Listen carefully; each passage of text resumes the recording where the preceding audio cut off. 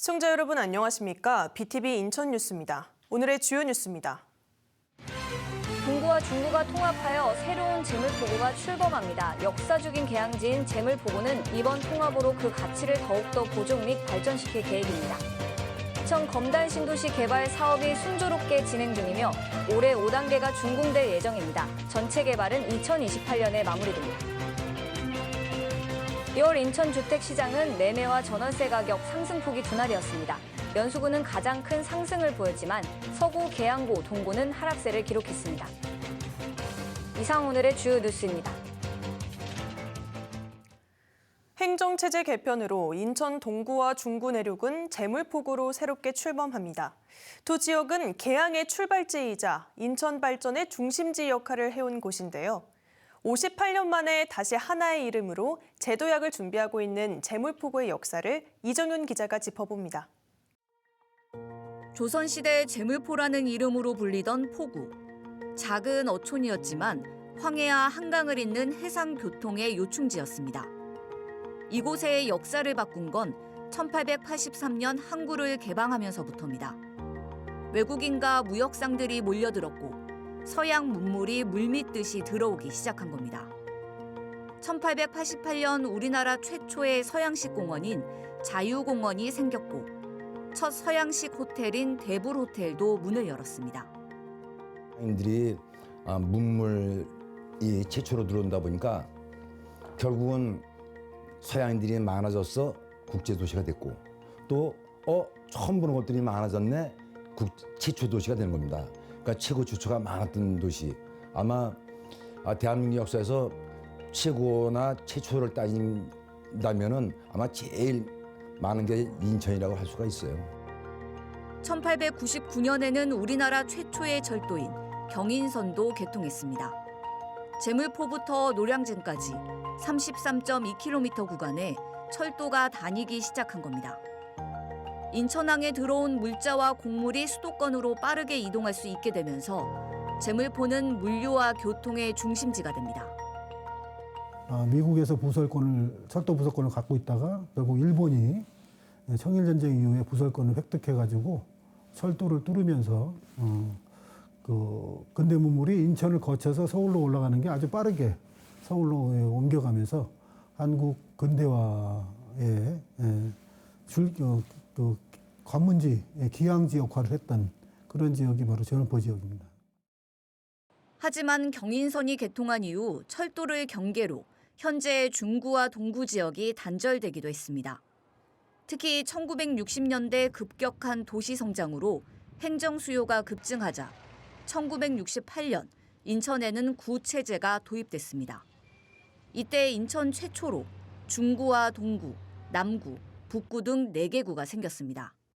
군인이라든가 행정이라 이런 쪽으로 발전해갖고 동구는 공장, 산업지대 또 가난한 조선인들 이런 사람이 사는 거다 보니까 그런 식의 패턴이 광복 이후도 나타나고 해방에도 계속 나타나는 거죠. 개항의 출발지로 또 항만과 산업도시로 황금기를 맞았던 중구와 동구.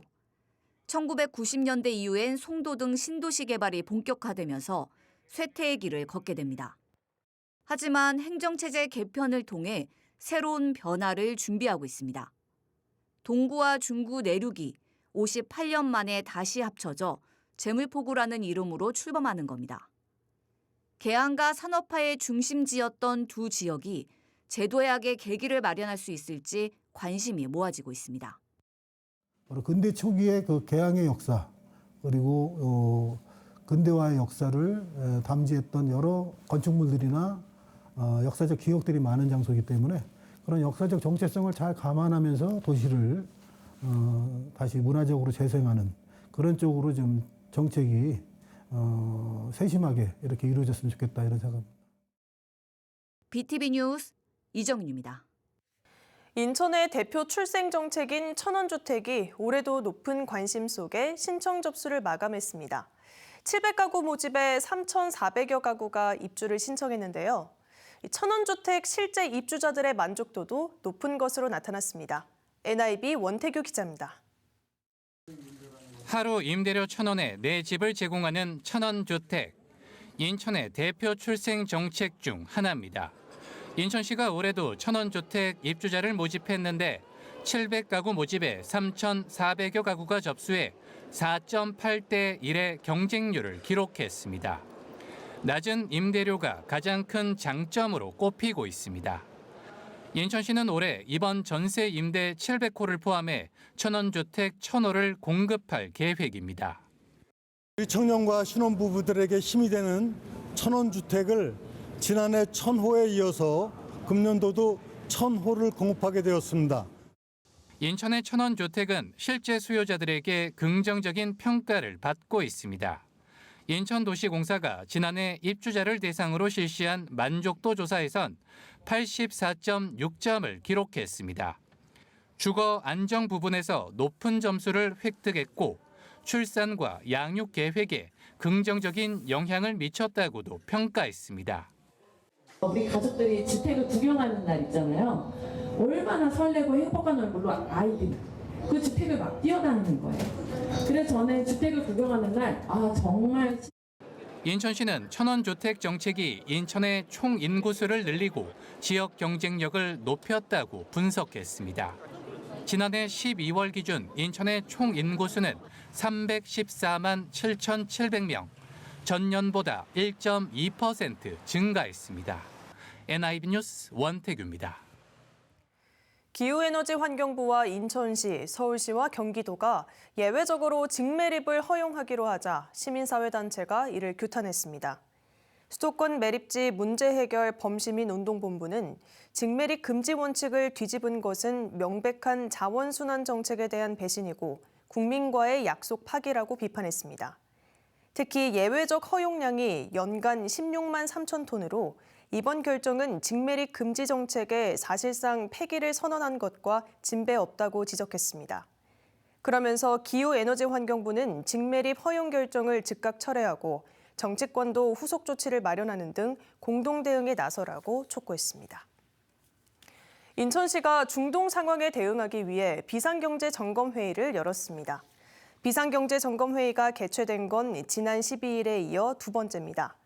이날 회의에는 주요 경제기관장들이 참석해 비상경제전담팀 추진 실적을 점검하고 유관기관과 함께 향후 대응 방향을 논의했습니다. 유정복 시장은 수출 기업의 경영 애로를 최소화할 수 있도록 물류비와 경영 안정자금 지원을 적게 진행하라고 지시했습니다. SK 브로드밴드는 오는 6.3 지방선거를 맞아 31년 만에 행정 개편이 이뤄지는 인천자치구의 역사와 변화를 기획 보도하고 있습니다. 오늘은 오는 7월부터 인천 중구에서 분구해 새롭게 출범하는 영종구의 지난 과거와 현재를 되짚어 볼 텐데요. 일제강점기의 첫 출발점이었던 영종진부터 영종국제공항이 생기면서 세계인의 관문으로 발돋움해 자립도시를 갖춰가는 모습을 따라가 봤습니다. 이재원 기자입니다. 지금으로부터 150년 전 이곳은 조선의 작은 어촌이었습니다. 이 평화롭던 마을은 일제 야욕 속의 전쟁터로 바뀝니다. 해안을 탐사하겠다던 운요는 갑작스럽게 돌변하면서 이곳 영종진을 공격합니다. 이 공격으로 조선수군 35명이 전사합니다. 단 하루 만의 일이었습니다. 이후 일본은 국제법을 준수하던 운요를 조선이 먼저 의도적으로 공격했다고 왜곡하고 무력 시위를 이어갔습니다. 결국 다음해 1876년 일본은 조선과 강화도 조약을 맺고 조선을 개항시켰습니다. 이는 훗날 을사조약과 경술국치로 이어지게 됩니다.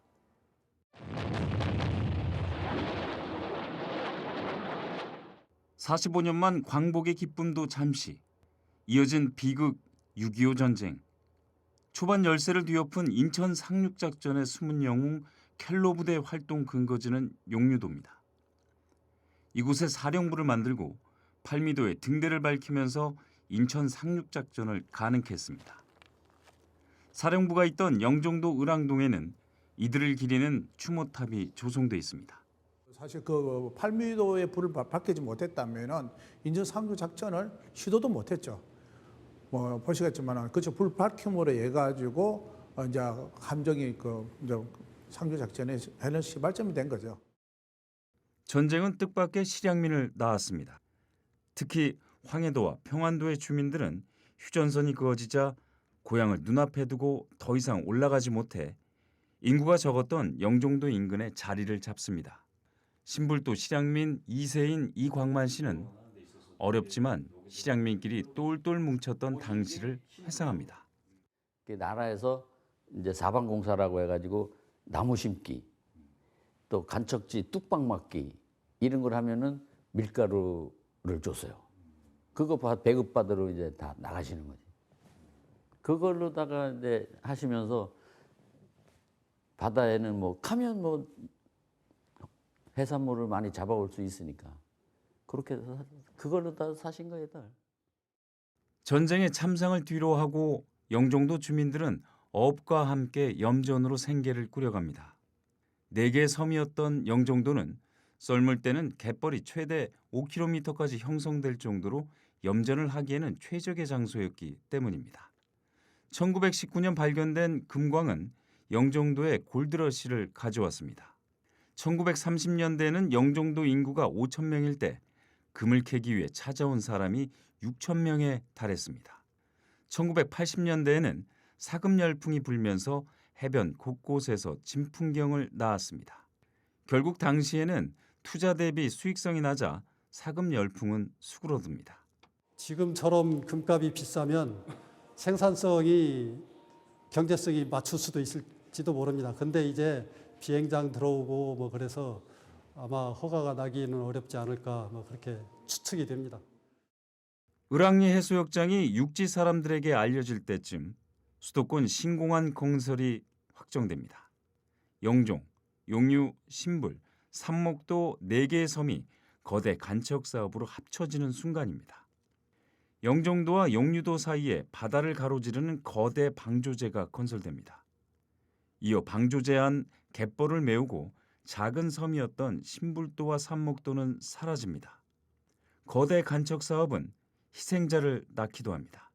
인천국제공항을 개발을 하면서도 순직하신 분들이 한 20몇 명이 있는데 그분들을 위한 추모비가 지금 신불도 선착장 앞에 조그마한 공원을 조성을 해놨어요. 그만큼 난공사였다는 얘기죠. 거기 돌아가신 분 중에 보면 젊은 청년도 많이 돌아가시고 그랬습니다. 작은 어촌은 우여곡절을 걷고 인천국제공항이 정식 개항되면서 상전벽해를 이룹니다. 영종대교를 비롯해 3개의 다리가 육지와 연결되고 신도시 개발과 5성급 호텔, 복합 리조트가 들어서면서 국제도시의 면모를 갖춥니다. 생각도 못했던 변화가 온 건데 우리 자식들은 자식대 나이 된 사람들은 이제 다 벌써 한 30년 자기 개발해서 이제 살고 있으니까 괜찮은데 어르신들은 그냥 옛날이 좋다 그러시죠. 근데 우린 공항 안 생겼으면 이런 걸 생활을 어떻게 해요? 오는 7월 인천 중구에서 분구돼 새로 태어나는 영종구가 자립도시로서 어떤 모습으로 변화해 나갈지 기대되는 대목입니다. BTV 뉴스 이재원입니다. 2월 인천주택 매매와 전월세 모두 상승 흐름을 이어갔지만 상승폭은 둔화된 것으로 나타났습니다. 지난달 인천의 주택 매매 가격 지수 변동률은 0.04% 상승했으며 지역별로는 연수구가 0.47%로 가장 많이 올랐습니다. 또 부평구는 0.09%, 중구는 0.02%, 남동구는 0.01% 상승했습니다. 반면 서구와 계양구, 동구는 하락세를 보였습니다. 전세 가격 지수 변동률은 0.15%, 월세 통합 가격 지수 변동률은 0.23%로 상승폭이 조금 축소됐습니다. 인천시는 주택 매매 가격은 연수구와 부평구 등 주요 단지 중심으로 상승세를 이어갔으며 전월세 시장 또한 임차 수요 증가 대비 공급 부족이 지속되면서 상승 흐름을 보였다고 설명했습니다. 인천 검단 신도시 개발 사업이 순조롭게 진행되면서 올해 5단계가 준공될 예정입니다. 검단 신도시는 지난 2007년 택지개발지구로 지정돼 2015년부터 조성 공사를 시작했습니다. 이후 2021년에 1단계, 다음해 2단계, 그리고 2024년과 지난해에 3단계와 4단계 사업이 마무리가 됐습니다. 인천시는 기반시설 조성과 행정 절차를 차질 없이 진행해 올해 5단계 사업구역 준공을 마칠 계획입니다. 5단계 사업구역은 약 240만 제곱미터 규모로 공동주택 용지 16개 블록을 포함해 공원과 녹지, 상하수도 등 도시 기반시설이 조성됩니다. 한편 검단 신도시 개발은 모두 7단계로 2028년 마무리될 예정입니다.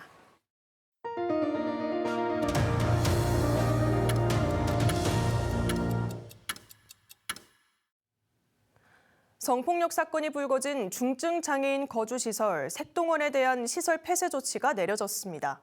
당초 이번 주 후반 정도에 시설 폐쇄를 검토하는 것으로 전해졌는데 사태의 심각성에 따라 그 시기를 앞당긴 것으로 보입니다.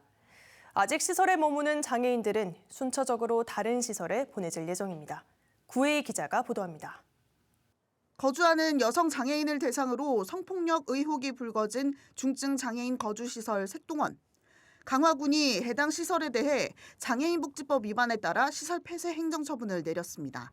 지난 20일 색동원 시설 폐쇄에 따른 청문 절차가 시작된 지 사흘 만에 폐쇄가 결정됐습니다. 현재 색동원에 남아 생활 중인 장애인은 모두 15명. 모두 남성 장애인으로 인천시를 통해 전원 조치 관련 조사를 벌이는 것으로 확인됐습니다. 때문에 시설 폐쇄 명령은 내려졌지만 장애인들의 전원 조치가 이루어지기 전까지는 시설 운영 체계는 유지될 것으로 보입니다. 강화군은 인천시의 전원 조치 관련 조사 결과가 나오는 대로 오는 5월부터 이용자 개별 욕구에 맞춰 순차적으로 전원 조치를 실시할 계획입니다. 시설 폐쇄 이후에도 모든 분이 안전한 보금자리로 옮겨가실 때까지 인천시 보건복지부와 긴밀히 협력하여 돌봄 공백이 발생하지 않도록 최선을 다하겠습니다. 색동원 시설장 김모 씨는 시설에 입수한 지적장애인 3명을 강간하고 1명을 폭행한 혐의로 구속돼 재판을 앞두고 있습니다. BTV 뉴스 구혜입니다. 더불어민주당 인천시당이 11개 기초단체장 경선 후보자와 경선 방식을 발표했습니다. 2인 본 경선은 서구와 연수구가 확정됐으며 서구는 구재용, 김종인 후보가, 연수구는 김희철, 정지열 후보가 맞대결을 펼칩니다. 3인 경선 지역으로는 강화군이, 4인 경선 지역으로는 영종구와 제물포구, 계양구, 옹진군이 포함됐습니다. 3, 4인 경선 지역에선 과반 득표자가 나오지 않을 경우 1, 2위 결선 투표를 실시할 예정입니다. 또 5인 이상 예비 경선이 치러지는 지역은 미추홀구와 남동구, 부평구, 검단구입니다. 이들 지역에선 권리당원 100% 투표로 예비 경선을 치른 뒤 상위 득표자 3명을 정해 다시 경선을 치릅니다. 더불어민주당 인천시당은 다음 달 20일까지 모든 경선 일정을 마무리해 후보를 확정할 계획입니다. 인천시가 전국에서 처음으로 지명부여 사전 착수제를 도입합니다. 기존에는 교량이나 터널 등 시설물이 준공되거나 개통하는 단계에서 이름을 정했지만 앞으로는 시설물 착공 단계부터 지명 제정 절차를 시작할 예정입니다. 이는 청라 하늘대교 사례처럼 이름 없이 개통하는 걸 막기 위해서입니다. 특히 명칭을 둘러싼 지역 간 갈등을 조정하는 기능도 강화하기 위해 명칭 선정자문위원회도 구성하기로 했습니다. 인천시는 또 일본식 표기가 의심되는 지명 등 정비가 필요한 1,707건에 대해선 2028년까지 단계적으로 정비를 마치겠다고 밝혔습니다. BTV 뉴스는 뉴스 홈페이지와 SNS에서도 다시 보실 수 있습니다. 시청자 여러분의 많은 관심 바랍니다. 이상으로 BTV 인천 뉴스 모두 마칩니다. 시청해주신 여러분 고맙습니다.